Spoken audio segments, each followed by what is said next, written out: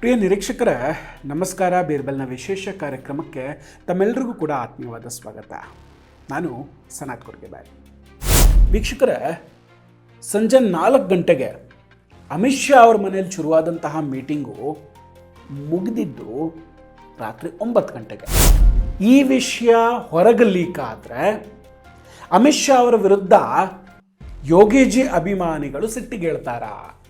ಮೋದಿಜಿ ಸರ್ಕಾರ 5 ವರ್ಷ ಕಂಪ್ಲೀಟ್ ಮಾಡೋದಕ್ಕೂ ಮುನ್ನವೇ ಆ ಘೋಷಣೆ ಮಾಡಿಬಿಡ್ತಾರ. ಹಾಗಾದರೆ ಕೇಂದ್ರ BJPಯಲ್ಲಿ ನಡೀತಾ ಇರುವಂತಹ ಆ ದೊಡ್ಡ ಡೆವಲಪ್ಮೆಂಟ್ಗಳ ಬಗ್ಗೆ ಈ ವಿಡಿಯೋದಲ್ಲಿ ಮಾತಾಡ್ತಾ ಹೋಗ್ತೀನಿ. ವಿಡಿಯೋವನ್ನು ಕೊನೆವರೆಗೂ ಮಿಸ್ ಮಾಡದೆ ನೋಡಿ. ಇನ್ನೂ ಕೂಡ ನಮ್ಮ ಬೀರ್ಬಲ್ ಚಾನಲನ್ನು ಸಬ್ಸ್ಕ್ರೈಬ್ ಮಾಡಿಲ್ಲ ಅಂದರೆ ಈ ಕೂಡಲೇ ಸಬ್ಸ್ಕ್ರೈಬ್ ಮಾಡಿ ಹಾಗೂ ಬೆಲ್ ಐಕಾನನ್ನು ಕ್ಲಿಕ್ ಮಾಡಿ. ವೀಕ್ಷಕರೇ, ಸೋಷಿಯಲ್ ಮೀಡಿಯಾದಲ್ಲಿ ಆ್ಯಕ್ಟಿವ್ ಇರೋರಿಗೆ ಕಳೆದ 2 ದಿನಗಳಿಂದ ಒಂದು ಸುದ್ದಿ ಕಣ್ಣಿಗೆ ಬಿದ್ದಿರಬಹುದು. ಕೇಂದ್ರ ಗೃಹ ಸಚಿವರಾದಂತಹ ಅಮಿತ್ ಶಾ ಅವರಿಗೆ ಒಂದು ದೊಡ್ಡ ಬಡ್ತಿ ಸಿಗುತ್ತೆ, ಒಂದು ಸ್ಪೆಷಲ್ ಆದಂತಹ ಗಿಫ್ಟು ಅವರಿಗೆ ಕಾದಿದೆ ಅಂತ.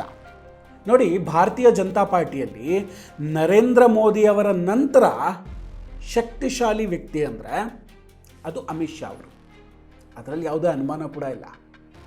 ನಿರ್ಧಾರಗಳನ್ನು ತೆಗೆದುಕೊಳ್ಳುವಂತಹ ಹಕ್ಕು, ಜೊತೆಗೆ ಪ್ರಭಾವದಲ್ಲಿ ನರೇಂದ್ರ ಮೋದಿ ಅವರನ್ನು ಬಿಟ್ಟರೆ ಅದು ಅಮಿತ್ ಶಾ ಅವರೇ. ಹಿಂಗಿರುವಾಗ ಅವರಿಗೆ ಸಿಗ್ತಾ ಇರುವಂತಹ ಬಡ್ತಿ ಯಾವುದು ಹಾಗಾದರೆ? ಆಗ ಸಿಕ್ಕ ಉತ್ತರ, ಅಮಿತ್ ಶಾ ಅವರು ಈ ದೇಶದ ಉಪ ಪ್ರಧಾನಿ ಆಗ್ತಾರೆ, ಡೆಪ್ಯೂಟಿ ಪ್ರೈಮ್ ಮಿನಿಸ್ಟರ್ ಆಗ್ತಾರೆ ಅನ್ನೋದು. ಬಟ್ ಈ ಉಪ ಪ್ರಧಾನಿ ಅನ್ನೋ ಕಾನ್ಸೆಪ್ಟು BJPಯಲ್ಲಂತೂ ಇಲ್ಲ. ಇದೇನಿದ್ರು ಕಾಂಗ್ರೆಸ್ ಹಾಗೂ ಗಾಂಧಿ ಕುಟುಂಬದ ಸಂಸ್ಕೃತಿ. ನೋಡಿ, ಹಿಂದೆ UPA ಸರ್ಕಾರ ಇದ್ದಾಗ ಪ್ರಿಯಾಂಕಾ ಗಾಂಧಿ ಹಾಗೂ ರಾಹುಲ್ ಗಾಂಧಿ ಅವರನ್ನ ಉಪ ಪ್ರಧಾನಿ ಮಾಡಬೇಕು ಅಥವಾ ಮಾಡ್ತಾರೆ ಅನ್ನೋ ಸುದ್ದಿಗಳು ತುಂಬ ವೈರಲ್ ಆಗಿತ್ತು, ಹರಿದಾಡ್ತಾನೂ ಇದ್ದವು. ಆದರೆ ಈಗ ಅಂತಹ ಸುದ್ದಿಗಳು ಇಲ್ಲಿ ವೈರಲ್ ಆಗ್ತಾ ಇರೋದು ತುಂಬ ವಿಚಿತ್ರ ಅನ್ನಿಸ್ತಾ ಇದೆ, ಆಶ್ಚರ್ಯ ಅನ್ನಿಸ್ತಾ ಇದೆ. ಆದರೆ ಇದೊಂದು ಶುದ್ಧ ಸುಳ್ಳು ವೀಕ್ಷಕರೇ. ಆದರೆ ಪ್ರಧಾನಿ ನರೇಂದ್ರ ಮೋದಿ ಅವರಾಗಲಿ ಅಮಿತ್ ಶಾ ಅವರಾಗಲಿ ಅಂತಹ ಯಾವುದೇ ನಿರ್ಧಾರಗಳನ್ನು, ಅನಗತ್ಯ ನಿರ್ಧಾರಗಳನ್ನು ತೆಗೆದುಕೊಳ್ಳೋದಿಲ್ಲ. ಯಾಕಂದರೆ ಇನ್ನೂ ಕೂಡ ಮೋದಿಜಿಯವರ ಜನಪ್ರಿಯತೆ ಕಡಿಮೆ ಆಗಿಲ್ಲ. ಮೋದಿಜಿ ಹವಾ ಇನ್ನೂ ತುಂಬ ಇದೆ. ಇವತ್ತಿಗೂ ನೀವು ಹಳ್ಳಿಗೆ ಹೋಗಿ ಕೇಳಿದ್ರೆ ಮೋದಿಜಿ ಅಂದರೆ ಯಾರು ಅಂತ ಗೊತ್ತಿದೆ. ಪ್ರತಿಯೊಂದು ಕಾರ್ಪೊರೇಟ್ ಎಲೆಕ್ಷನ್ನಿಂದ ಹಿಡಿದು ಗ್ರಾಮ ಪಂಚಾಯಿತಿ ಎಲೆಕ್ಷನ್ನಲ್ಲೂ ಕೂಡ ಮೋದಿಜಿಯ ಹೆಸರು ಹೇಳ್ಕೊಂಡ್ರೆ ಗೆಲ್ಲುವಂತಹ ಪರಿಸ್ಥಿತಿ ಇದೆ.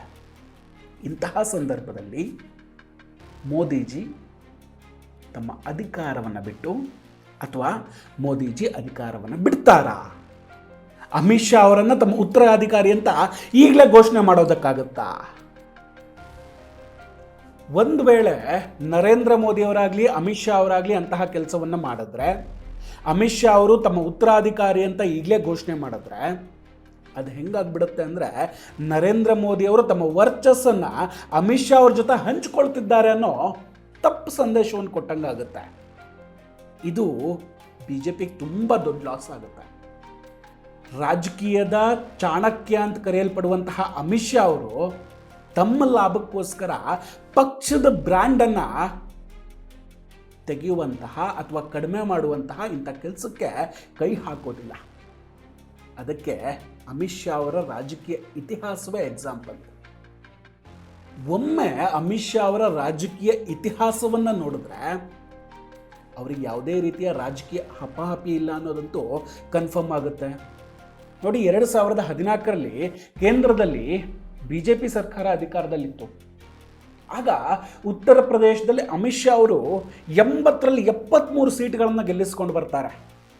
ಆಗೇನಾದರೂ ಅಮಿತ್ ಶಾ ಅವರು ಅಂದ್ಕೊಂಡಿದ್ರೆ ಅಥವಾ ಬಯಸಿದ್ರೆ ಕೇಂದ್ರದಲ್ಲಿ ತುಂಬ ದೊಡ್ಡ ಹುದ್ದೆಯನ್ನು ಪಡೆದುಕೊಳ್ಬೋದಿತ್ತು, ಕೇಳಿ ಗಿಟ್ಟಿಸ್ಕೊಳ್ಬೋದಿತ್ತು. ಆದರೆ ಆ ಕೆಲಸ ಮಾಡಲಿಲ್ಲ. ರಾಜನಾಥ್ ಸಿಂಗ್ ಅವರ ನಂತರ ಪಕ್ಷದ ಅಧ್ಯಕ್ಷ ಸ್ಥಾನವನ್ನು ತಾವು ವಹಿಸ್ಕೊಳ್ತಾರೆ. ಮುಂದಿನ 6 ವರ್ಷಗಳ ಕಾಲ ಭಾರತೀಯ ಜನತಾ ಪಾರ್ಟಿಯನ್ನು ಸಂಘಟನೆ ಮಾಡೋದ್ರಲ್ಲಿ ಅಮಿತ್ ಶಾ ಅವ್ರ ಪಾತ್ರ ತುಂಬ ದೊಡ್ಡದಿದೆ. ಕಾರ್ಯಕರ್ತರನ್ನ ಒಗ್ಗೂಡಿಸುವಂತಹ ಕೆಲಸವನ್ನು ಮಾಡ್ತಾರೆ, ಪಕ್ಷವನ್ನು ಇನ್ನಷ್ಟು ಶಕ್ತಿಶಾಲಿ ಮಾಡ್ತಾರೆ. ನಂತರ 2017ರಲ್ಲಿ ಕೂಡ ಉತ್ತರ ಪ್ರದೇಶದ ಗೆಲುವಿನಲ್ಲಿ ಅಮಿತ್ ಶಾ ಅವ್ರ ಪಾತ್ರ ತುಂಬ ದೊಡ್ಡದಿದೆ.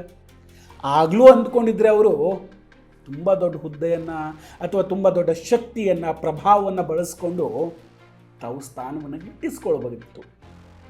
ಆದರೆ ಆಗಲೂ ಕೂಡ ಅವರಂಥ ಕೆಲಸಕ್ಕೆ ಕೈ ಹಾಕಿರಲಿಲ್ಲ.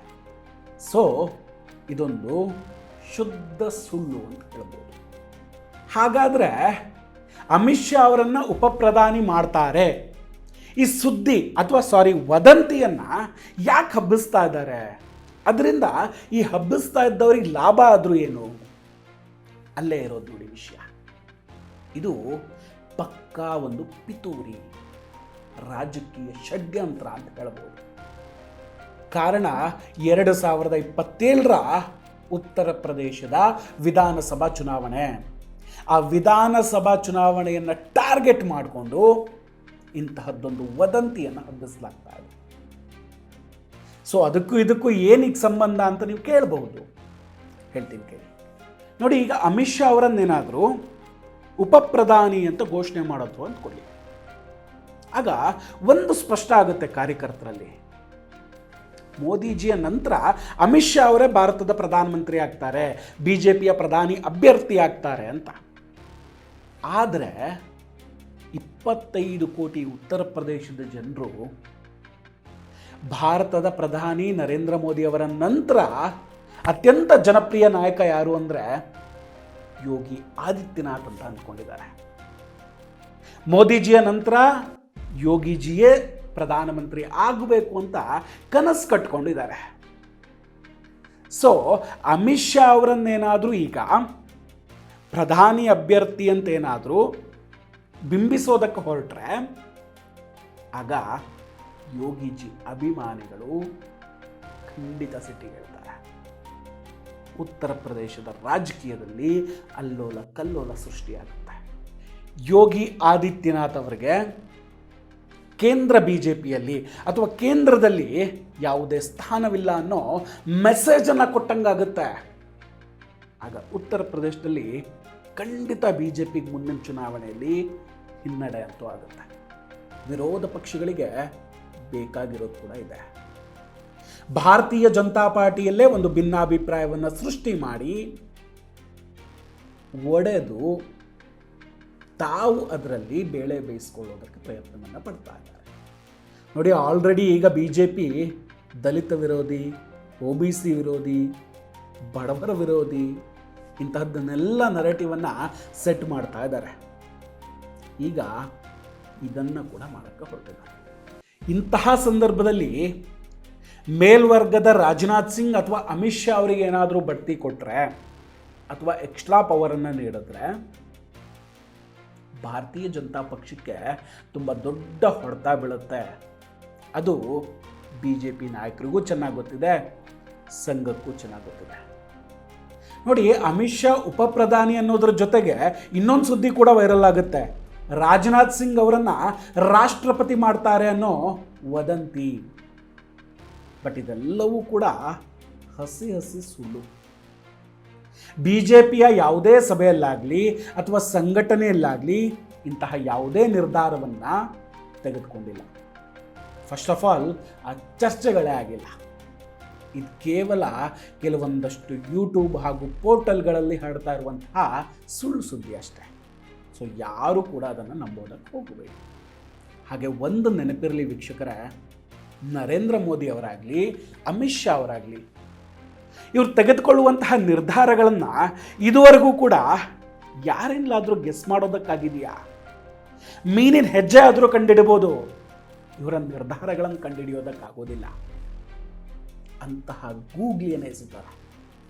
ಸದ್ಯ ಅಮಿತ್ ಶಾ ಅವರ ನಿವಾಸದಲ್ಲಿ ಕಳೆದ ಸಂಜೆ 4 ಗಂಟೆಯಿಂದ ರಾತ್ರಿ ಸುಮಾರು 9-9:30ವರೆಗೂ ಕೂಡ ಮೀಟಿಂಗ್ ನಡೆಯುತ್ತೆ. ಸೊ ಈ ಮೀಟಿಂಗ್ನಲ್ಲಿ ಪ್ರಧಾನಿ ನರೇಂದ್ರ ಮೋದಿ ಅವರು, ಭಾರತೀಯ ಜನತಾ ಪಕ್ಷದ ರಾಷ್ಟ್ರಾಧ್ಯಕ್ಷರಾದಂತಹ ನಿತಿನ್ ನಬೀನ್ ಹಾಗೂ ಹಿರಿಯ ನಾಯಕ ರಾಜನಾಥ್ ಸಿಂಗ್ ಅವರು ಕೂಡ ಪಾಲ್ಗೊಂಡಿದ್ದರು. ಇಲ್ಲಿ ಕ್ಯಾಬಿನೆಟ್ ರಿಷಫಲ್ ಬಗ್ಗೆ ಒಂದಷ್ಟು ಚರ್ಚೆಗಳು ನಡೆದಿದೆ ಅಂತ ಹೇಳಲಾಗ್ತಾ ಇದೆ. ಜುಲೈ 12ನೇ ತಾರೀಕಿನಿಂದ ಜುಲೈ 23ರ ಒಳಗೆ ಯಾರು ಇನ್ ಯಾರು ಔಟ್ ಅನ್ನೋದು ಖಂಡಿತ ಗೊತ್ತಾಗುತ್ತೆ. ವೀಕ್ಷಕರ, ಇದೆಲ್ಲದರ ಬಗ್ಗೆ ನಿಮ್ಮ ಅಭಿಪ್ರಾಯ ಏನು? ದಯವಿಟ್ಟು ಕಮೆಂಟ್ ಮಾಡಿ ತಿಳಿಸಿ. ನಾವು ಕೊಟ್ಟಂತಹ ಮಾಹಿತಿಗಳು ನಿಮಗೆ ಇಷ್ಟ ಆಗಿದ್ದರೆ ವಿಡಿಯೋವನ್ನು ಲೈಕ್ ಮಾಡಿ ಹಾಗೂ ಶೇರ್ ಮಾಡಿ. ಇನ್ನೂ ಕೂಡ ನಮ್ಮ ಬೀರ್ಬಲ್ ಚಾನಲನ್ನು ಸಬ್ಸ್ಕ್ರೈಬ್ ಮಾಡಿಲ್ಲ ಅಂದರೆ ಈ ಕೂಡಲೇ ಸಬ್ಸ್ಕ್ರೈಬ್ ಮಾಡಿ ಹಾಗೂ ಬೆಲ್ ಐಕಾನನ್ನು ಕ್ಲಿಕ್ ಮಾಡಿ. ನಮಸ್ಕಾರ, ಟೇಕ್ ಕೇರ್ ಆ್ಯಂಡ್ ಬಾಯ್. ಮತ್ತೆ ಭೇಟಿಯಾಗೋಣ. ಜೈ ಹಿಂದ್.